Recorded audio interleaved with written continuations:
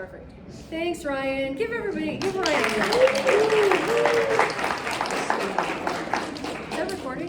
Are you recording? It is recording. Oh, good. My eyesight isn't as good. All right, and we are at time. Hi, welcome. So this is the Historical Events in Comic Books and Graphic Novels panel. And we'd like to thank you all for being here at 10:30 in the morning. We have a full house right now. I'm so excited about it. So hyped. Thank you. We are super hyped. So this is Erin Christian, and she is a teacher currently at Highlands Ranch, yeah? No, Littleton. Ken Carroll Middle School. Ken Carroll. That's fine. But I've been teaching for 11 years. If you are one of my former students, please stand up. I know who you are. Stand up with me. Hell yeah, y'all. These human beings came here in the morning, and I owe them my eternal gratitude. Nice job, students. Y'all are the best. She has been rated as a very high-rated teacher, not a high teacher. Highly rated teacher. Like, these students follow her everywhere. She is one of my favorite teachers ever. I've never taken her class because I'm significantly older than she is. However, I'm delighted to be working with Erin. She teaches middle school, gifted, and currently, and she has taught high school, and so we do these panels together. And I am Selena. I work at the Holocaust Awareness Institute at the University of Denver. And so we do several panels. This is the one that Denver has invited us to come and tell you about. Let's go. Give me a quote. Yeah. Let's do it. Let's do it. Let's learn about some stuff. Wow, we didn't change this table of contents, but in your handout, which you can either have hi guys, welcome. There's some seats mixed in the middle. We've got a couple up here in the front. Two here. There's one spread out here. Come on up. There's some up in the front over here. We are out of the handouts, but there is a QR code here, and I will give you the QR code again at the end in the slideshow where you can see our document. The document is in fact divided into Eastern Hemisphere, Western Hemisphere, and compilations. Good save. Nice. Yeah, we'll probably edit that too. Hide our shame, Selena. Okay. Read me a quote, Erin. So, English teacher, got to quote William Faulkner here, but I think it's extremely appropriate as well. The past is never dead, it's not even past. And I think in 2024, we are seeing that in so many ways that I am going to just say with a pregnant pause.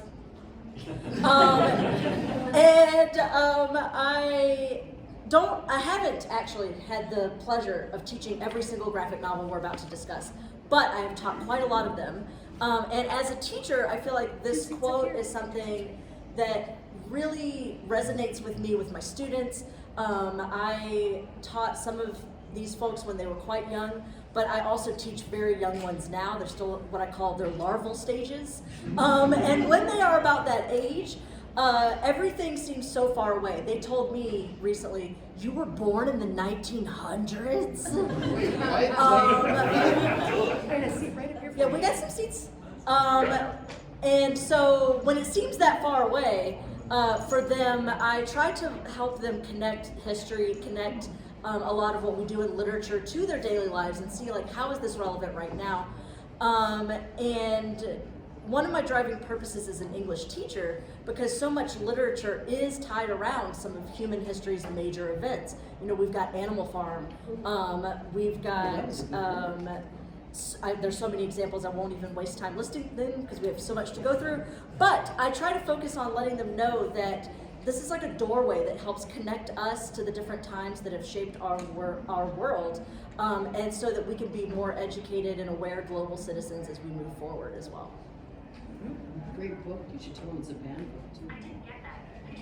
See, no. So we're going to go in themes this time.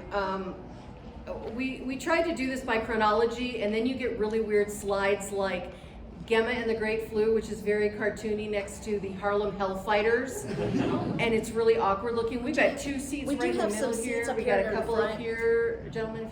If you're coming for these two, come down the center. So we're doing these by theme. So we're going to start you out with Gemma and the Great Flu.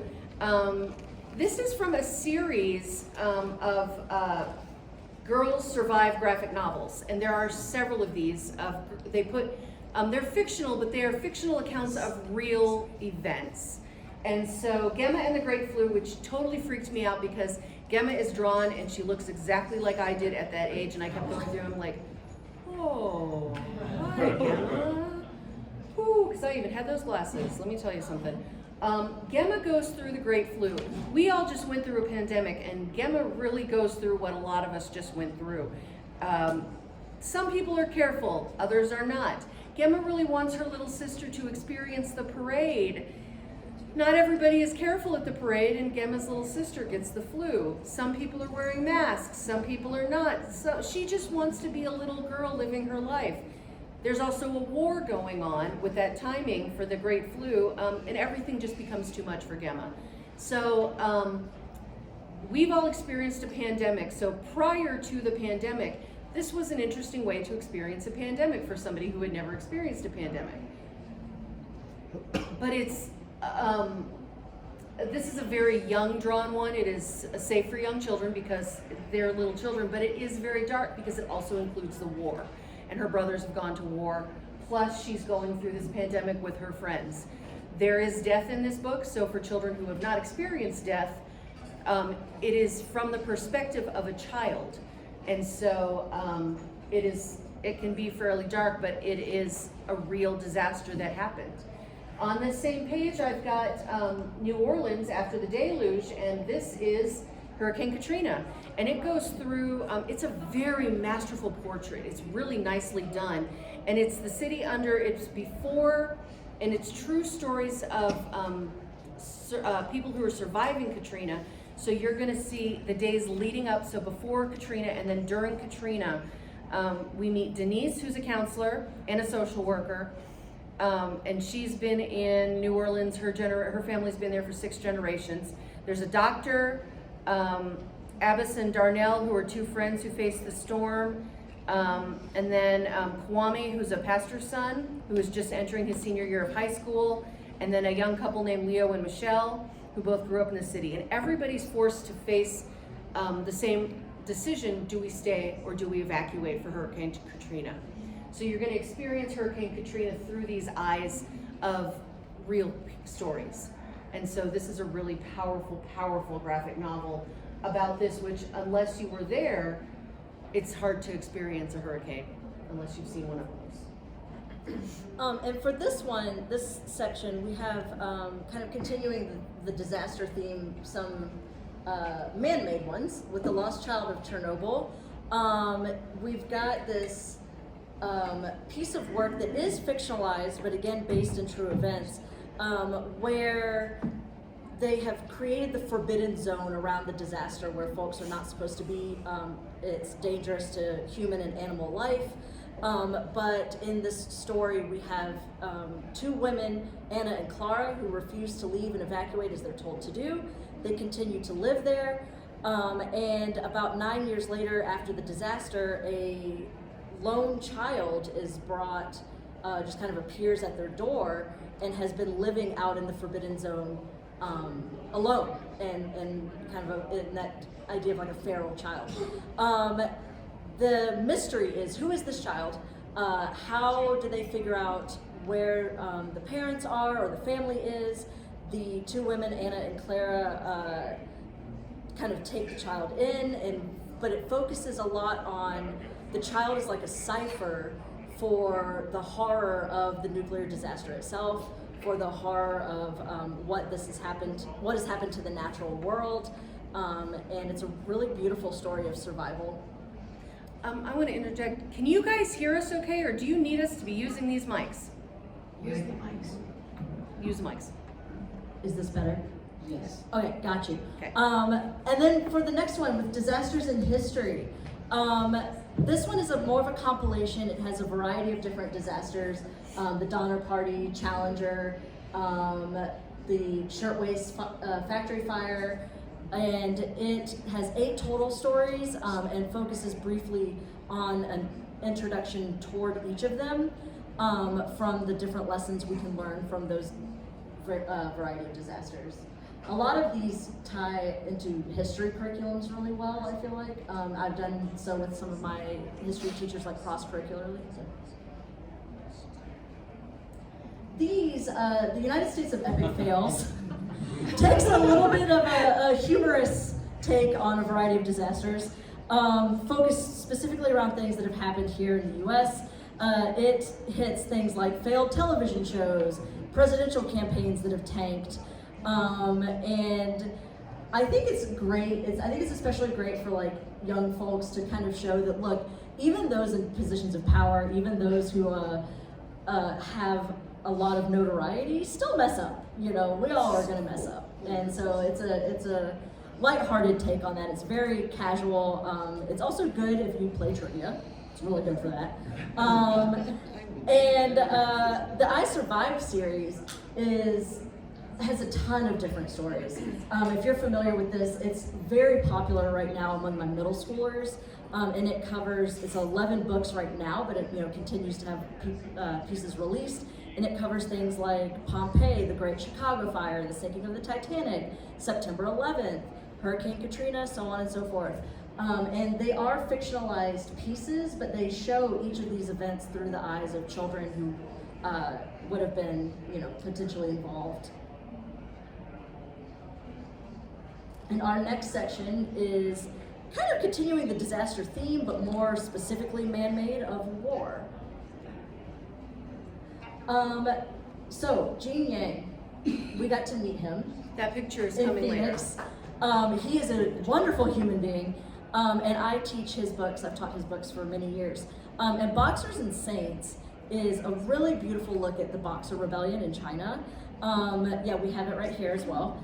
And so the idea is that there's this cultural upheaval happening, if you're not that familiar with the Boxer Rebellion, where missionaries are coming in to China, and there's a lot of cultural upheaval with some folks are holding on to more traditional Chinese beliefs, some folks are turning more toward this new religious experience that is being brought to them, and Gene Yang brought it up as he talked about being so interested in this because he also grew up in a Roman Catholic Chinese American community and was just trying to kind of explore this history of this conversion that occurred in the 19th century.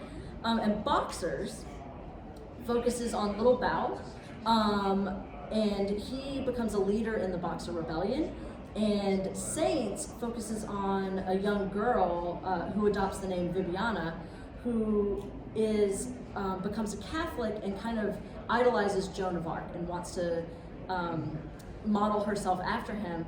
And Yang said that he wanted to do these 2 volumes because he wasn't really sure, he was like, I can't really tell you, and I don't want to tell you, is there a good, is there a bad, is there a right, is there a wrong? But there are these 2 sides of this conflict, and these are the 2 youth that are being used to represent these 2 sides of the conflict. And he also mentioned, there's a quote of his that I think is really great, that he mentioned, in a lot of ways, I was trying to write the story of a young man who was seen at the time as essentially a terrorist, but I wanted him to be sympathetic, and I didn't want the book to feel like I was condoning terrorism, so I also walk on this line. But he described that he wanted those 2 sides of the story, the 2 different characters, so that you can see sort of this upheaval, this cultural upheaval, from the perspective of both sides to get a more complete story and not just hear one. It's a gorgeous set. Don't read one without the other, read them both. Totally. The Harlem Hellfighters, the 369th Infantry Regiment came home in 1919 from World War I, and they walked right into some horrid discrimination from their own government. The Harlem Hellfighters, as the Germans named them, fought courageously off and on the battlefield to make Europe and America safe for democracy, but based on results, they did not make it safe for themselves. And so this is their story. It's a very powerful graphic novel. It's just really, this is a great graphic novel. But it tells the story of the discrimination even after these soldiers fought so hard for our freedom. And just to interject, if you're familiar with Max Brooks at all, World War Z, I mean, it's gorgeous, it's beautiful. It really is. Trinity, continuing the war theme, it depicts the dramatic history of the race to build the atomic bomb. So it goes a little bit before it. It shows every piece of building up to the atomic bomb and the decision to drop the first atomic bomb. So during World War II. So the sweeping historical narrative traces the spark of the invention. So we're going all the way back here in the laboratories of the 19th century Europe to the massive industrial and the scientific efforts of the Manhattan Project. It'll transport you to nuclear reaction into splitting the atoms themselves. Totally lost that train.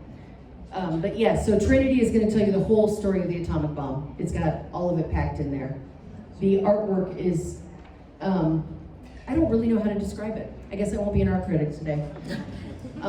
All of the art in these they're all they have their own style, which is what I love about graphic novels so much, because you can see them visually. We won't be an art critic today. It's great. And then we move ahead from World War II to about 1982. So with Waltz with Bashir, which we also have up here, Ari Folman tells the story of how one night in Beirut in September of 1982, while Israeli soldiers were securing a particular area, there were Christian militia members who entered refugee camps in Sabra and Shatila and started a massacre of Palestinians. And Ari Folman was one of those Israeli soldiers, and he's involved in this situation that he finds horrific and traumatizing. And for more than 20 years, he could not remember anything about this night. It had completely blocked itself out of his memory.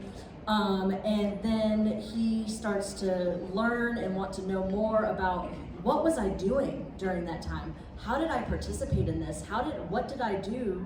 And so it focuses, I think, in a really wonderful way about not only this horrific historical event, but how the mind deals with trauma, and how the mind processes trauma. And he focuses on this idea of like how reliable is memory, and also it's a very anti-war book of like, this was horrible, this should have never happened, I can't believe I was involved in this. And so I think that it's an extremely powerful view from his perspective of something that is very difficult to grapple with. Ari Folman also does the official Anne Frank graphic novel of her story that's taken from her diary. It's also gorgeous. Safe Area Gorazad focuses on, it is by Joe Sacco, who is, I'm not sure how familiar y'all are with his work, but he is this premier journalist through graphic novels. He travels and does so much. And he spent 5 months in Bosnia in 1996 and immersed himself during this war with the folks who were living there and surviving there. And he was telling stories that weren't often being told in the news at the time. And he focuses on this space that he was staying in a Muslim-held enclave, which was being besieged by Bosnian Serbs during the war. He lived for a month there, and he entered right before the access to the outside world got cut off, before they started losing electricity, before they lost running water. And he uses this like rough black and white art style. I'm not art critiquing, but just kind of explaining how he uses that art style to like demonstrate the starkness of the situation, but also kind of in that like news journalism, this feels almost like a newspaper type scenario. And this was supposed to be a safe zone, and it was not safe. And while it is dark and it is heavy, he also, I think one of the beautiful things is he focuses on these individuals who are just trying to live their lives.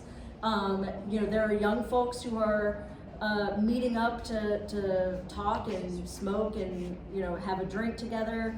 There are folks who talk about their love of music and movies, and they're feeling frustrated at being cut off from the rest of the world. There are, women who are complaining that they don't have access to their favorite pair of jeans anymore. So it's very, it kind of takes this larger scale and like focuses on how that affects folks on the day-to-day. There's a man, I think one of the gorgeous parts about it, who has completely memorized an old Newsweek magazine, and he like retells it as entertainment to other folks. And it's just a very relatable human story when we look at war and it can seem so filled with statistics.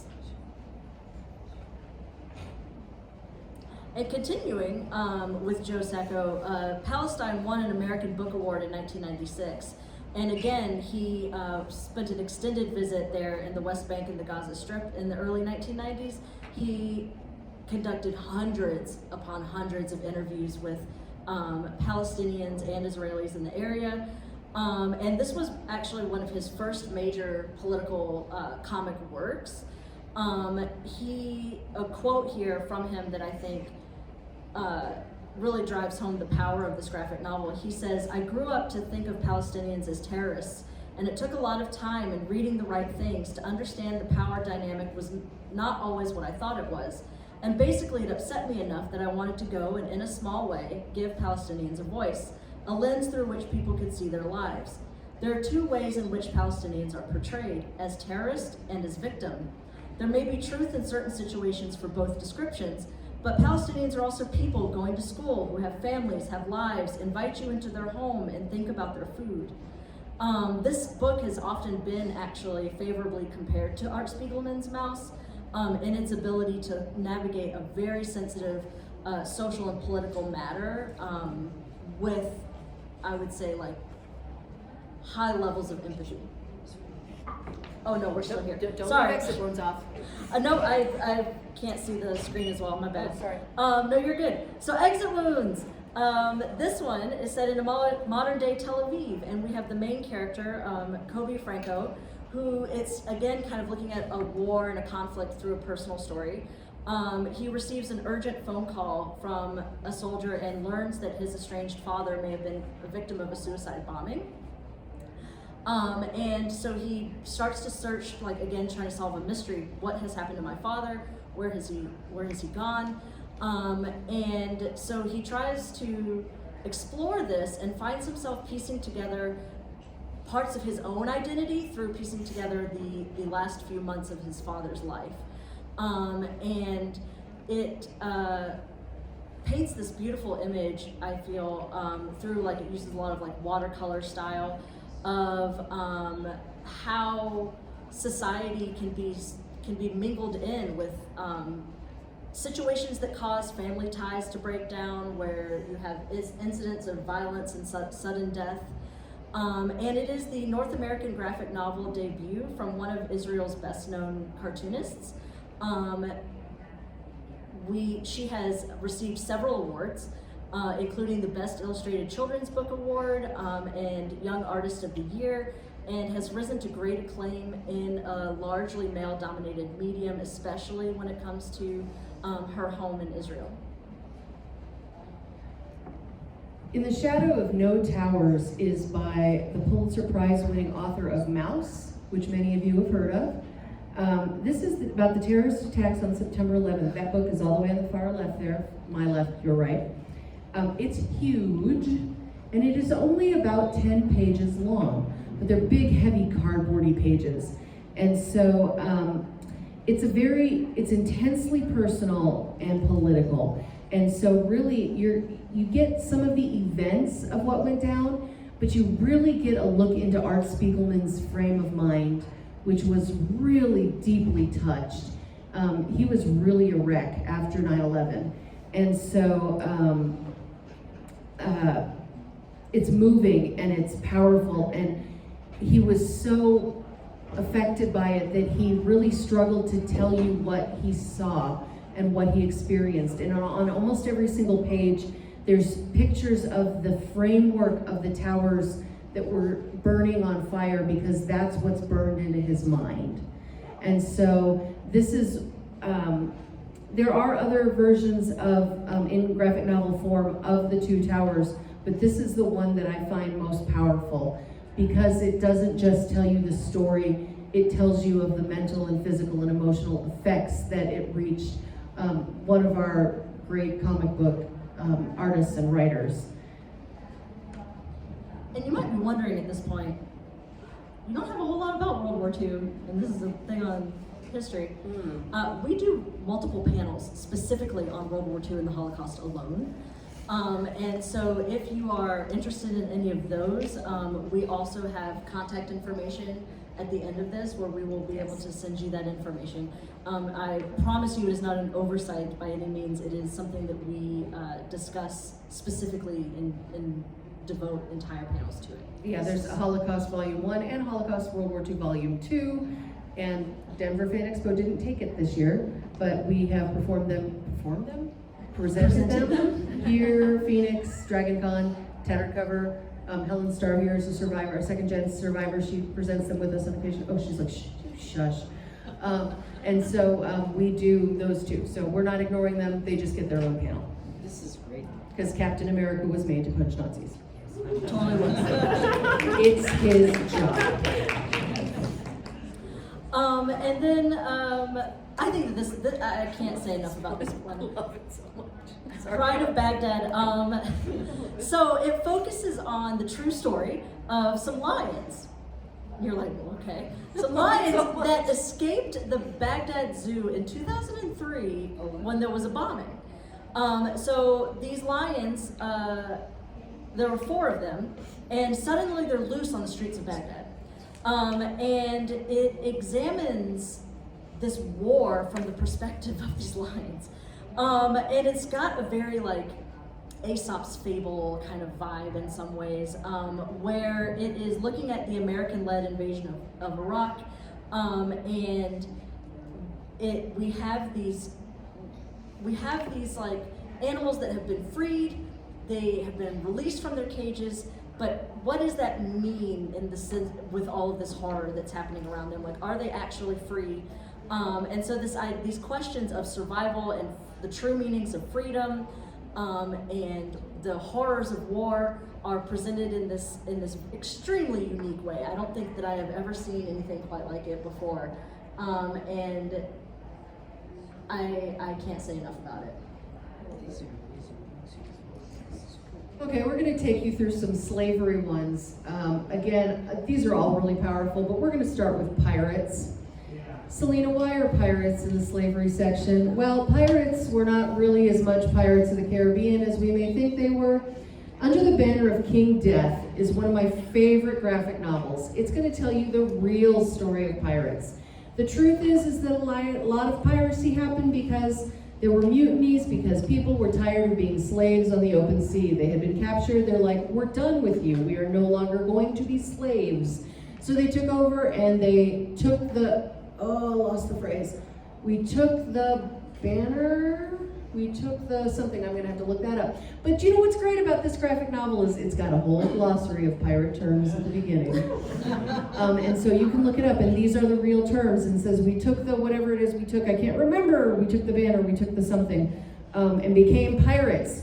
And so mutiny, blood battles, social revolution. Pirates was really about fighting slavery early on. So it novelizes pirates. They were outsiders, they were legends beyond what we have legends now. So this is not Pirates of the Caribbean, this is the real thing.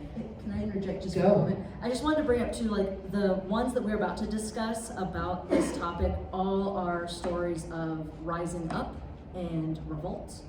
And so we are, there's so much, right? We have 45 minutes, we can't necessarily give you guys everything, but we chose ones that are focused on agency and on folks who are not simply just victimized. So I wanted to throw that in there. Yes, thank you for that.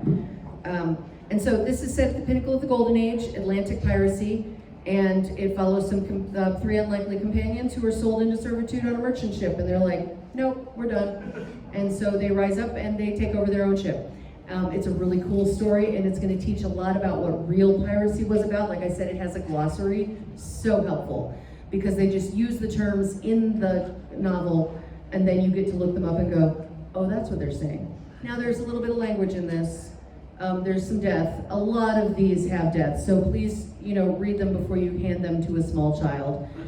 Decide yourself what sort of language you want children to see, what sort of blood and death and dismemberment you want children to see before you hand them these books. That was an interesting way to word it. I mean, it's early. I'm not awake yet.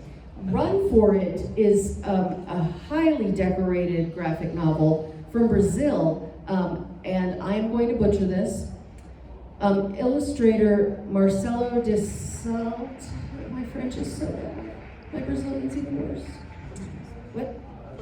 Portuguese. My Portuguese is even worse because I didn't even recognize it.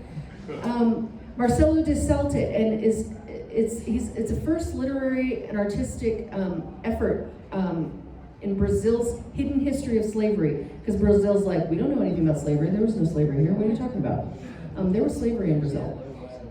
Yeah, and so they allowed this to happen, this graphic novel, and it has won some of the most prestigious awards here and in Brazil.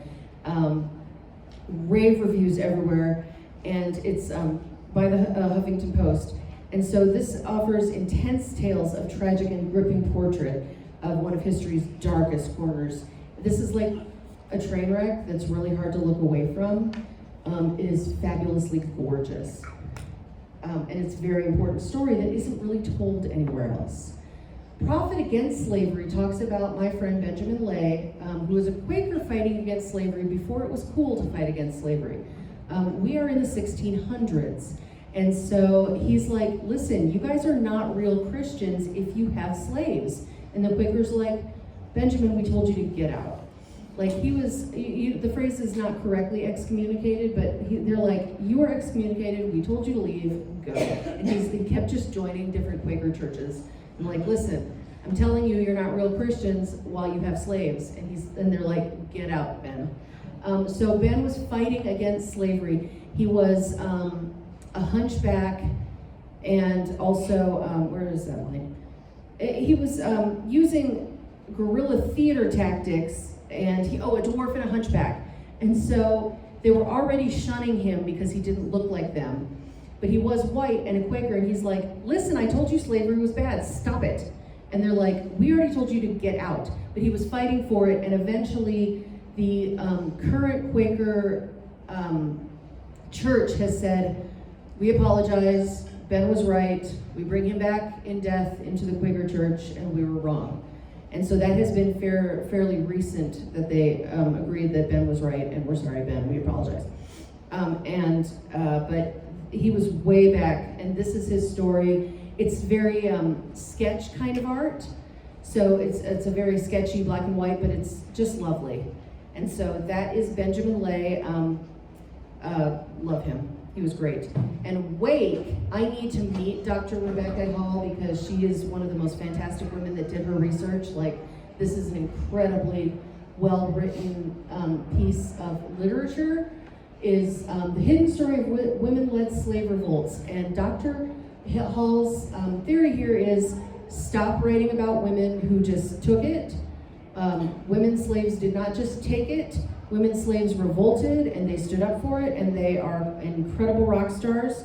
So I have her list here. She took a deeper look, and her journey takes you through old court records, slave ship captain logs, crumbling correspondence, and forensic evidence from the bones of enslaved women from the Negro burying ground uncovered in Manhattan. She went everywhere to prove to us that Negro women did not just sit back and take a back seat. They fought for what? To get out of slavery. This is an incredible, incredible work. And now we're going to go into discrimination and civil rights. Not too far off, but it's just a little bit down the road. We have displacement. I turned my page too quick. Displacement, no, we don't have that one up here, is a teenager pulled back in time to witness her grandmother's experiences in World War II era Japanese internment camps. This is a historical graphic novel from Kiku Hughes, and she witnessed the lives of Japanese Americans who were denied their civil rights and suffered, but managed to cultivate community and commit acts of resistance to survive. This is powerful. It's slightly fictional because it does tell the true story, but she's going back in time to see what her grandmother went through. And on the same page, we do have that one sitting right here, and it is lovely. And we have told him that we talk about his book. We used to talk about it in the Holocaust one. Now it's got its own place here in this new panel. Is George Takei's They Called Us Enemy. If you haven't read it, I cannot recommend this enough. This is George's own experience in the Japanese internment camps with his family and what he went through. The pictures are lovely. It trades off, and I gotta tell you, the drawing of George as an adult is George. I mean, it's practically a photograph. It blows your little mind. And the baby George is just so cute, I can't even deal. But this is George's story of his life in the Japanese internment camps. And so it's just incredible. Oh my gosh, I'm on this page too, holy Hannah. So we fangirled all over this slide.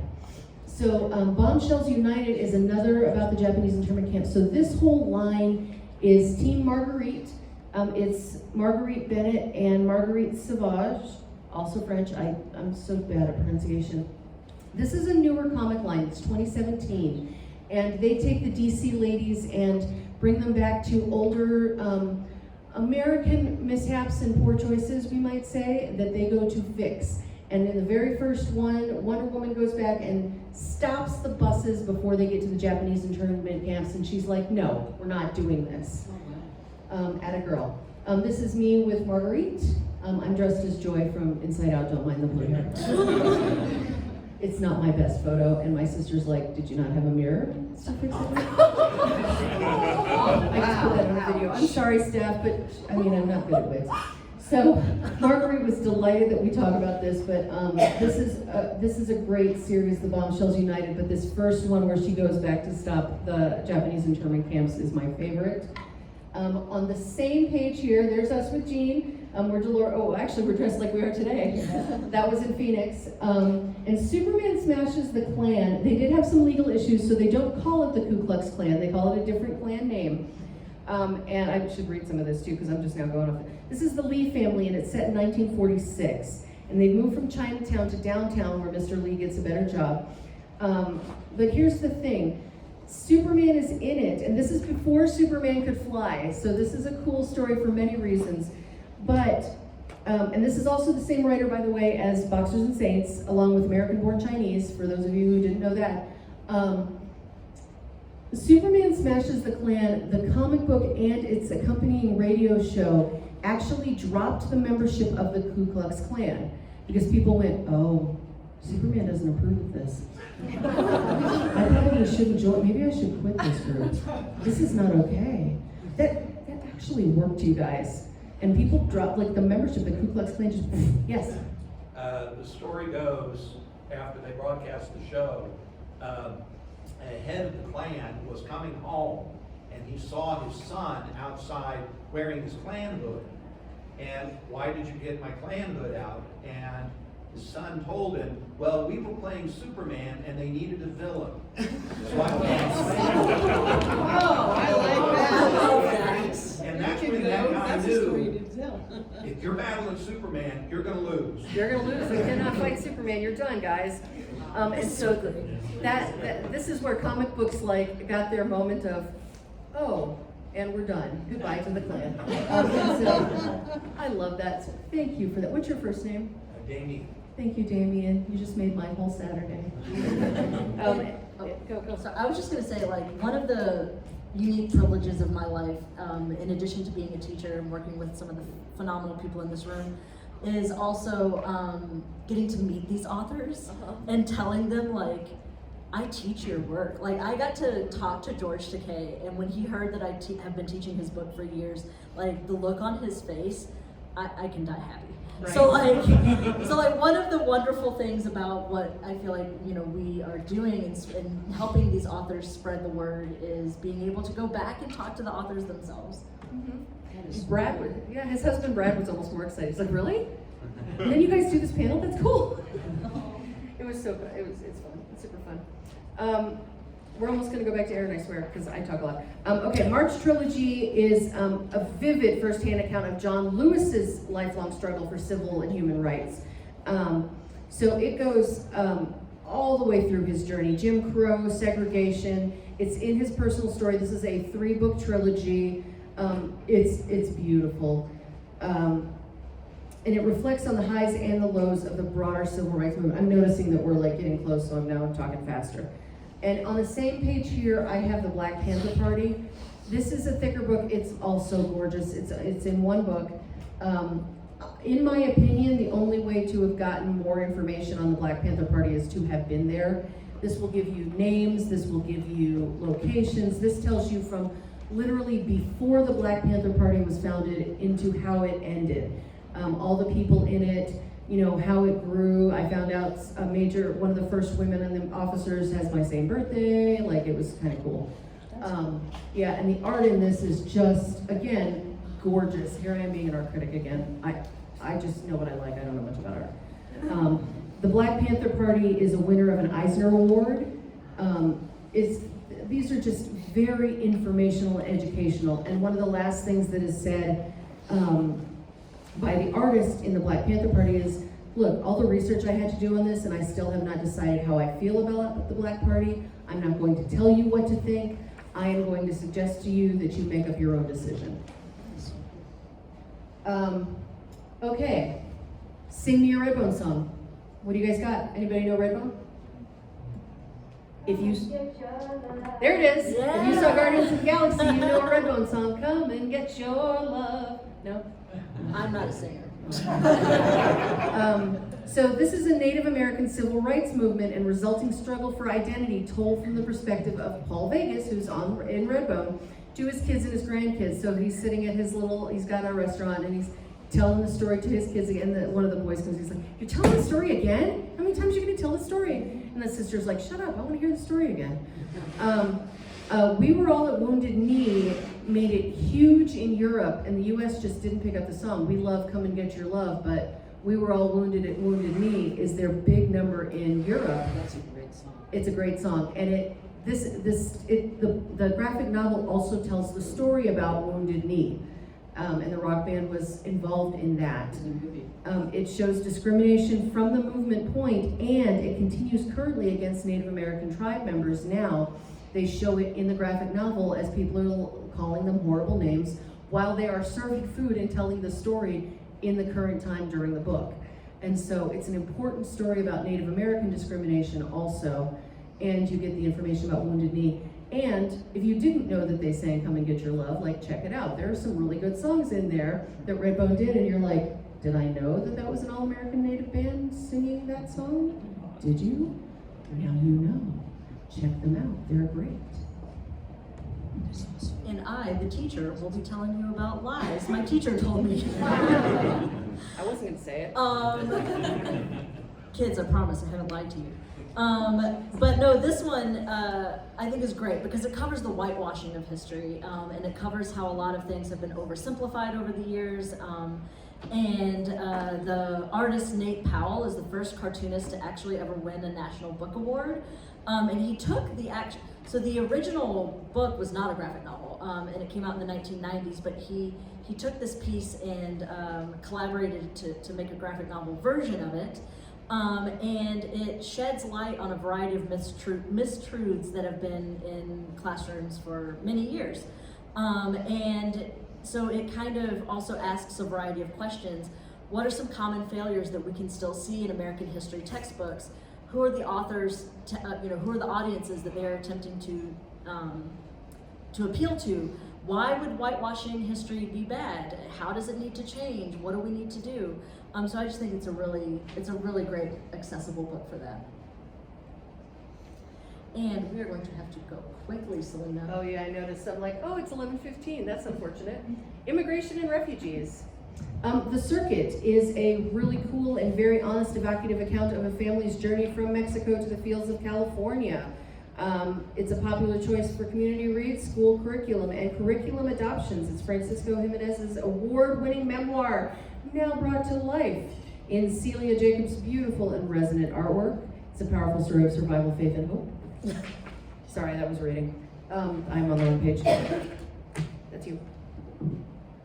Another compilation, Our Stories Carried Us Here. We have 11 storytellers who are telling the true stories of their refugee experiences from Guatemala, places like Chad, Vietnam, Kazakhstan, traveling to the United States.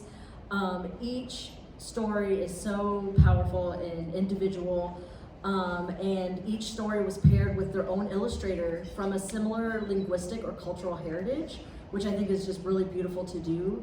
And it kind of covers this idea of like, what is it like to have to learn a new language, a new culture, experience an entirely different worldview, also having to deal with things like racism and microaggressions against them. We did not change these titles. That's you. Okay. The best we could do. We also have a story of Louise covering her family's leaving from the 1970s Vietnam, trying to escape the fall of South Vietnam, and she's adjusting to life as a first-time mother, building a new life for herself, and dealing with what seems to be impossible odds. Persepolis is another, absolutely iconic piece of work. It focuses on the Islamic Revolution in Tehran and how it just turned Marjane's world upside down. And it has won, several of our books that we talk about have faced book bannings in the United States. This one has faced quite a few of them as well. And it focuses on Iranian history and perspective in a different way than like traditional Western narratives tend to show. And it also focuses on her and her family's experiences as they immigrate to Europe after trying to fight for what was right in Tehran at the time. Governmental malfeasance, or stuff that went down.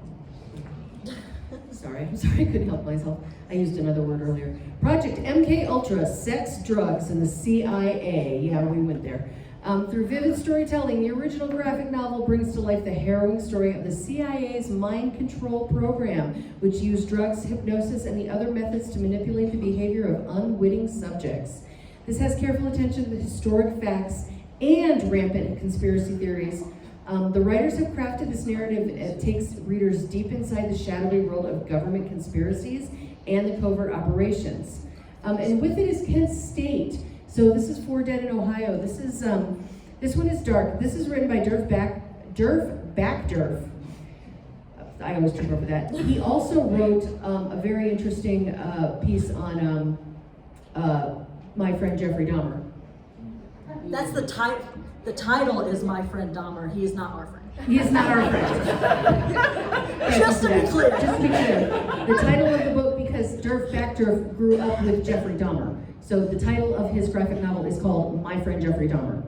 But Kent State, this is the age of Vietnam, Richard Nixon, Woodstock, and the Cold War, and it explores all of this where the National Guard troops came in and attacked and killed 4 people at Kent State. Now, it's very cartoony drawings, however, it is also very explicit shooting. So if that is a trigger for you, be aware that it gets a little bloody. It is also a little bit like looking at a cartoon being shot because they are not very realistic drawings, they are very clearly cartoon people drawn. However, be aware, the National Guard came in and gunned a bunch of people down. It's really dark. But I was old enough to know this, watching it. Yeah, it got dark. And I don't know if you can talk about governmental malfeasance without talking about North Korea and Russia. So we have Laika, the story of Earth's first space traveler. It blends fiction and fact. We've got the story of the dog herself, who was sent into space. We've got the character Korolev, who was once a political prisoner, but now he's an engineer at the top of the Soviet space program. And Yelena, who is the lab technician who was responsible for Laika's health and who actually bonded very much with her and carried a lot of guilt about her eventual death. And there is a beautiful quote regarding this space program that I just wanted to note that says, work with animals is a source of suffering to all of us. We treat them like babies who cannot speak. The more time passes, the more I'm sorry about it. We did not learn enough from the mission to justify the death of the dog. And that's from Oleg Gazhenko in 1998 regarding his role in this space program. And Pyongyang, A Journey in North Korea.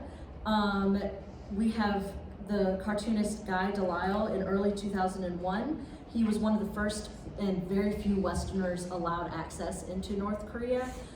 He does have a minder, so he's only allowed to see certain things. However, he records his life in as much detail as possible while he was staying there.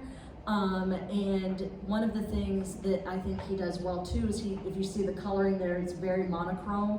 He uses that to kind of demonstrate this like monotony and lack of verve in this totalitarian regime. Genocide. We're just saying. And again, we as we've said before, we do have 2 entire panels on the Holocaust. But here we're going to cover a couple of different pieces. The Red Harvest, if you are familiar, in 1929 to 1933, we have a man-made famine